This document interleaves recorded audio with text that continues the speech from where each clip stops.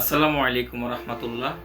আমি জাকিবুর রহমান রাসেল, উপসহকারী community medical officer, union স্বাস্থ্য ও পরিবার কল্যাণ কেন্দ্র, মান্দারি, সদর লক্ষ্মীপুর। বন্যার পানি আস্তে আস্তে কমতে শুরু করেছে। স্কুল কলেজগুলো বন্ধ আছে।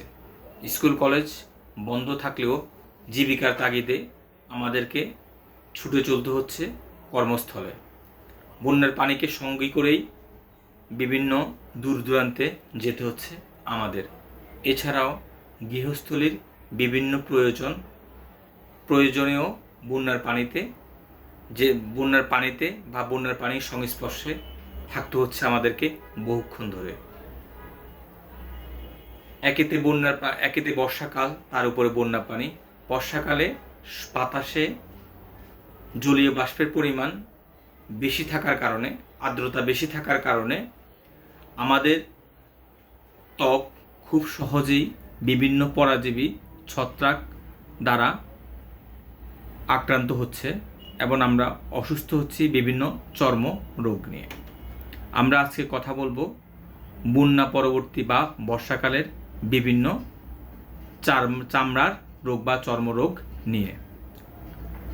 বর্ষাকালের খুব কমন স্কিন ডিজিজ বা চামড়ার রোগ হচ্ছে স্ক্যাবিস বা খোসপাসরা, টিনিয়াসিস বা দাঁত, ড্যান্ড্রাফ বা খুশকি, এছাড়া বিভিন্ন ধরনের অ্যালার্জিক বা সেবোরিক ডার্মাটাইটিস। আমরা আজকে সংক্ষেপে বিভিন্ন রোগের লক্ষণ, চিকিৎসা ও প্রতিকার নিয়ে কথা বলবো। প্রথমে আমরা কথা বলবো স্ক্যাবিস নিয়ে।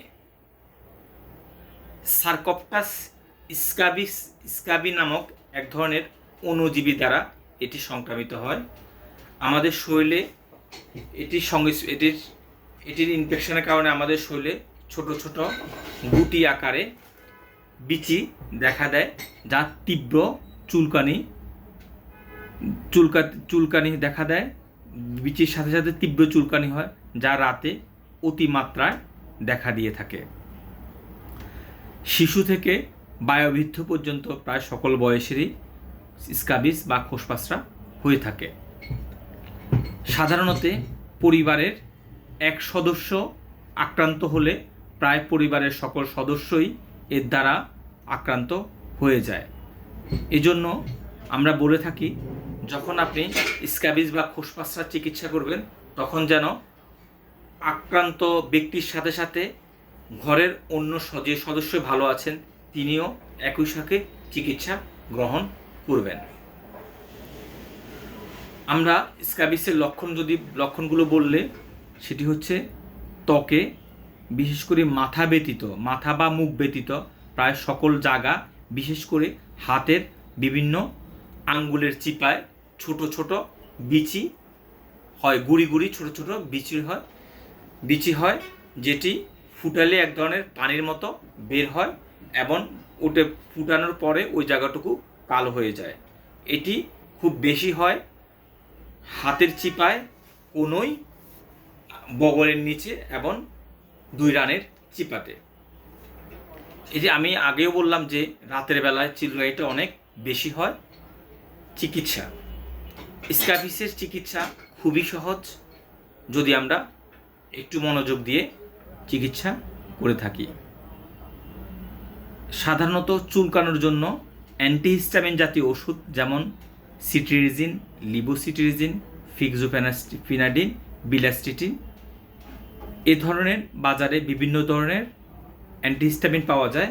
আপনি চিকিৎসকের সাথে পরামর্শ করে আপনার জন্য উপযুক্ত অ্যান্টিহিস্টামিন বা চুলকানি ওষুধটি গ্রহণ করবেন। সাথে কিছু ওটিসি ড্রাগ যেমন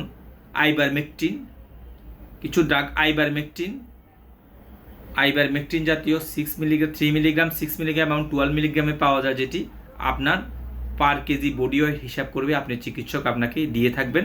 তবে সেটি 15 কেজি ওয়েটের নিচে শিশুদের জন্য প্রযোজ্য নয়। এছাড়াও টপিক্যালি বা শরীরে লাগানোর জন্য পারমেথ্রিন ক্রিম, যেটি বাজারে ফেরোজা, লরিক্স, ইলিমেট প্লাস জাতীয় বিভিন্ন ব্র্যান্ডের পাওয়া যায়, সেটি আপনি পুরো শরীরে মাখবেন।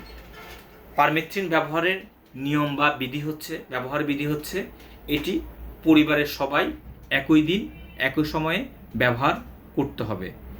আগের দিন ভালো করে গরম পানিতে গোসল করার পরে আপনি এটি মাখবেন। মুখ এবং মাথা ব্যতীত শরীরের প্রায় সকল অংশেই আপনি এটি মাখবেন। পরিবারের সবাই একই দিনে কিন্তু আপনি এটি মাখবেন এবং মাখার পরে সেটি 12 থেকে 24 ঘন্টা পর্যন্ত শরীরে রেখে পরবর্তীতে আবারও সাবান পানি দিয়ে গোসল করে ফেলবেন। আপনি গোসল করার পরে আপনার ব্যবহৃত সকল পোশাক, আন্ডারওয়্যার, মোজা, জুতা, বালিশের কভার, বিছনা চাদর সহ সকল কিছু সাবান এবং গরম পানিতে ধুয়ে খুব ভালো তীব্র রোদে শুকিয়ে ইস্ত্রি করে পুনরায় ব্যবহার করবেন। মনে রাখতে হবে স্ক্যাবিস কিন্তু আমাদের ব্যবহৃত যে কোনো জিনিসের মধ্যেই লেগে থাকতে পারে, সেটি কলম, টুথব্রাশ, এমনকি আমাদের যে কোনো কাপড় চোপড়ের মধ্যেও। এজন্য স্ক্যাবিসের চিকিৎসার পরপরই আমরা আমাদের নিত্য ব্যবহার্য সকল জিনিসে ভালো করে সাবান পানি দিয়ে ধুয়ে রোদ্রে শুকিয়ে তারপরে আবার ব্যবহার করব। বাড়ির শিশুদের ক্ষেত্রে স্ক্যাবিসের চিকিৎসা অতি জরুরি, কারণ খুব বেশি দিন পর্যন্ত এটি যদি শরীরে থাকে তাহলে আমাদের কিডনির উপর বিরূপ প্রতিক্রিয়া সৃষ্টি করতে পারে।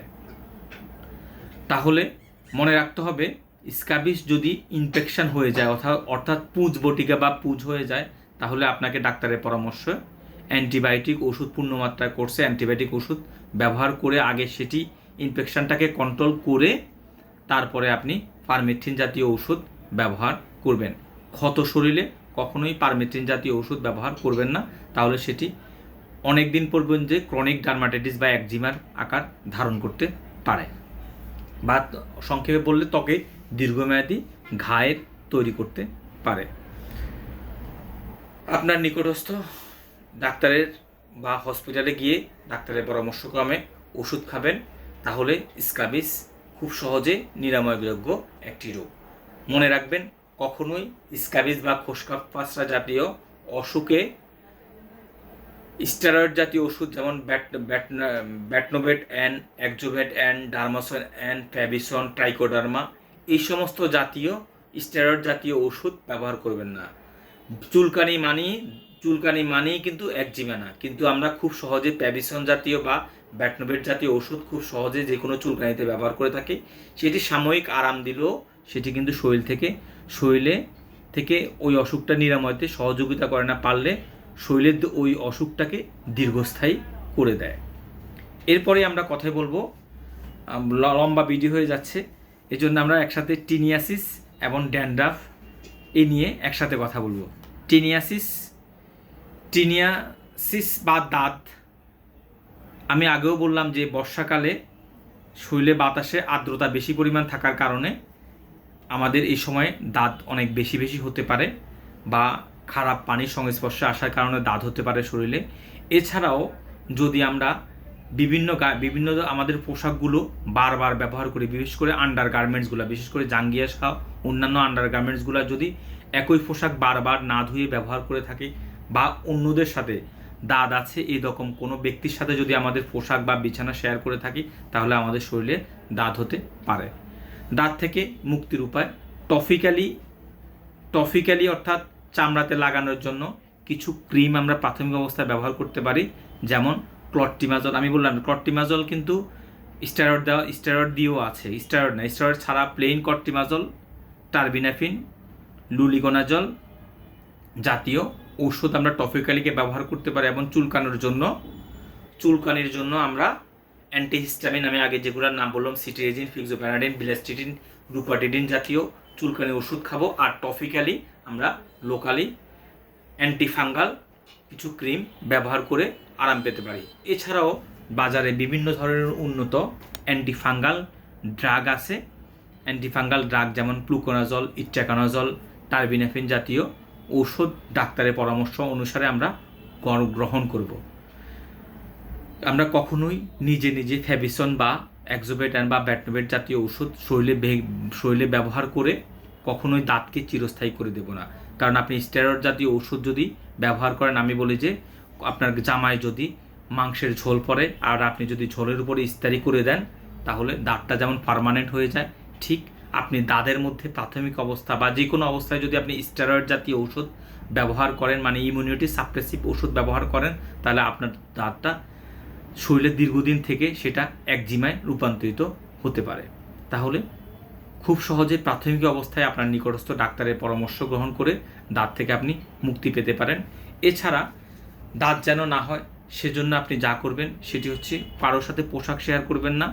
পুকুরের পানি বা বন্যার পানিতে আসার পরে ভালো করে সাবান পানি দিয়ে, পরিষ্কার পানি দিয়ে সেই অংশটুকু ধুয়ে ফেলবেন, এবং যেটি করবেন ধুয়ে ফেলবেন। আর হলো আপনার কোনো আন্ডার গার্মেন্টস কারোর সাথে শেয়ার করবেন না। গোসল করার পরে শুকনো তোয়ালিয়া দিয়ে শরীর মুছে ফেলবেন, সম্ভব হলে 2-1 মিনিট রোদে থাকিয়ে শরীরটা শুকিয়ে নেবেন। খেয়াল করবেন আপনার গামছা বা তোয়ালিয়ে আপনার যেন অনেক দিন পর্যন্ত না ধোয়া থাকে, অন্তত প্রতি সপ্তাহে বা 15 দিন পর পর আপনার ব্যবহৃত তোয়ালিয়া বা গামছা ধুয়ে ফেলবেন। লম্বা করতেছি না, দাঁত নিয়ে আমার ভিন্ন ভিডিও আছে, আপনি ওই ভিডিও দেখতে পারবেন, আমার ফেজেই আছে, আপনি ভিডিওটা দেখতে পারেন। দাঁত নিয়ে বিস্তারিত কথা বলা আছে। আমরা এবার কথা বলবো অ্যালার্জিক ডার্মাটাইটিস বা সেবোরিক ডার্মাটাইটিস নিয়ে।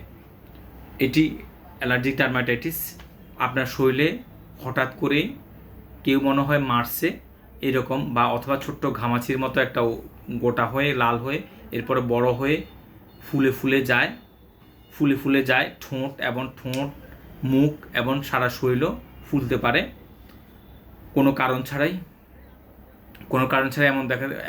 এমন অবস্থা দেখা দিতে পারে। এই জন্য আপনি অ্যান্টিহিস্টামিন জাতীয় ওষুধ ব্যবহার করবেন, অ্যান্টিহিস্টামিন জাতীয় ওষুধ খাবেন। আপনি খেয়াল করবেন পুরনো জামা কাপড় যেন আপনি সাথে মানে পুরনো জামা কাপড় পুরনো ভাঁজ থেকে নিয়ে যেন সাথে ব্যবহার না করে থাকেন। অবশ্যই রোদে শুকিয়ে পারলে ধুয়ে তারপরে ব্যবহার করবেন। অ্যালার্জি আছে এরকম ফুল অথবা কীটপতঙ্গের কাছাকাছি যাবেন না। এছাড়াও কিছু বিশেষ খাবারে আমাদের অনেকেরই অ্যালার্জি হতে পারে, যেমন কারো গরুর দুধ খেলে অ্যালার্জি হয়, কারো গরুর মাংস খেলে হয়, কারো চিংড়ি মাছ খেলে হয়, কারো ইলিশ মাছ খেলে হয়। এগুলো হচ্ছে খুব কমন অ্যালার্জি জাতীয় ফুড। এছাড়াও কেউ বলে কারো নারিকেল খেলে অ্যালার্জি হয়, কেউ বলে যে তার মিষ্টি কুমড়াতে অ্যালার্জি হয়, কেউ বলে যে তার বেগুনে অ্যালার্জি হয়, কেউ বলে কেউ বলে তেলাপিয়া মাছ অথবা ফার্মের মুরগি খেলেও অ্যালার্জি হয়। বিভিন্ন মানুষভেদে বিভিন্ন ধরনের ফুডে অ্যালার্জি হতে পারে। আপনি ওই অ্যালার্জি জাতীয় ফুড যতটা সম্ভব কমায় খাওয়ার চেষ্টা করবেন, এবং অ্যালার্জেন জাতীয় ফুল অথবা পোকার সংস্পর্শ এড়িয়ে চলবেন। তাহলে আপনার এই ধরনের অ্যালার্জি থেকে আপনি কিছুটা মুক্তি পেতে পারবেন। প্রাথমিকভাবে কমার জন্য অ্যান্টিহিস্টামিন জাতীয় ওষুধ খেতে পারবেন। না কমলে আপনি আপনার চিকিৎসকের পরামর্শ গ্রহণ করবেন। বন্যার পানিতে আমরা যতটুকু সম্ভব বন্যার পানি এড়িয়ে চলব। আমাদের পুকুরের পানিও অলরেডি বন্যাতে দূষিত হয়ে গেছে। আমাদের পুকুরে প্রাথমিকভাবে চুন দিয়ে, আমি পরিমাণটা বলতেছি, 1% পুকুরে 6 থেকে 8 ফুট গভীরতার 1% পুকুরে প্রতি শতাংশে 1 কেজি করে। যদি একটা পুকুর 100% হয় তাহলে 100 কেজি চুন, যদি 50% হয় তাহলে 50 কেজি চুন প্রাথমিক অবস্থা আপনি দিয়ে দেবেন। আর এর সাথে সূর্যের আলো তো আছে, সূর্যের আলো কিন্তু আমাদের পানিকে বিশুদ্ধ করতে পারে। যদি চুন দেওয়ার পরেও আপনার পানিতে সমস্যা থাকে তাহলে প্রয়োজন মতো লবণ এবং পটাশ ব্যবহার করতে পারেন। কখনোই দূষিত পানিতে গোসল করবেন না। অবশ্যই চেষ্টা করবেন কলের পানিতে গোসল করার জন্য, সম্ভব হলে পানি ফুটিয়ে সেই ফুটানো পানি দিয়ে গোসল করার জন্য। আর বন্যার পানির সংস্পর্শ গেলে বন্যার পানি থেকে এসেই তাড়াতাড়ি আপনি সাবান এবং পরিষ্কার পানি দিয়ে আপনার ওই যে অংশটুকুতে বন্যার পানি লাগছে ওই অংশটুকু সাবান পানি দিয়ে ধুয়ে নেবেন, এবং যেই পোশাকে বন্যার পানি লাগছে ওই পোশাকটি ভালো করে ডিটারজেন্ট এবং সাবান পানি দিয়ে ভালো করে রোদে শুকিয়ে তারপরেই ব্যবহার করবেন। আপনার টিউবওয়েল যদি বন্যার পানিতে আক্রান্ত হয়ে থাকে বা বিশুদ্ধতা নষ্ট হয়ে যায়, দূষিত হয়ে পড়ে, তাহলে আপনার টিউবওয়েলের মধ্যে 2 লিটার পানিতে 250 মিলিগ্রাম ব্লিচিং পাউডার মিশিয়ে পুরো কলটিকে উলট করে খুলে ওই পাইপের সরাসরি যেই পাইপ মাটির নিচে গেছে ওই পাইপের মধ্যে আপনি ওই পরিমাণ ব্লিচিং পাউডারের দ্রবণ ঢেলে দিয়ে 30 থেকে 60 মিনিট পর্যন্ত চেপে পানি ফেলে দিয়ে তারপরে আপনার কলের পানি ব্যবহার করবেন। বিশুদ্ধ পানি খাবেন না, বিশুদ্ধ না, দূষিত পানি খাবেন না, দূষিত বন্যার পানি খাবেন না, দূষিত পুকুরের পানি খাবেন না। আর পুকুরের পানি রান্না করার জন্য যেটি করতে পারেন সেটা হলো পানিতে ফিটকারি মিশিয়ে কিছুক্ষণ পর্যন্ত অপেক্ষা করে তারপরে ওই পানি ব্যবহার বা রান্না করার জন্য ব্যবহার করতে পারেন। আপনি ভালো থাকেন, আপনি ভালো থাকেই ভালো থাকবে দেশ। নিজের যত্ন নিন, আশেপাশে সবাইকে সচেতন করুন, তাহলে আমরা বন্যা পরবর্তী সময়ে সুস্থ থেকে তাড়াতাড়ি বন্যার ক্ষতকে নিরাময় করে আমরা স্বাভাবিক জীবনে ফিরে আসতে পারবো। আপনি ভালো থাকুন, সুস্থ থাকুন। আপনার সুস্থতা কামনা করে বিদায় নিচ্ছি। আল্লাহ হাফেজ। আসসালামু আলাইকুম ওয়া রাহমাতুল্লাহ।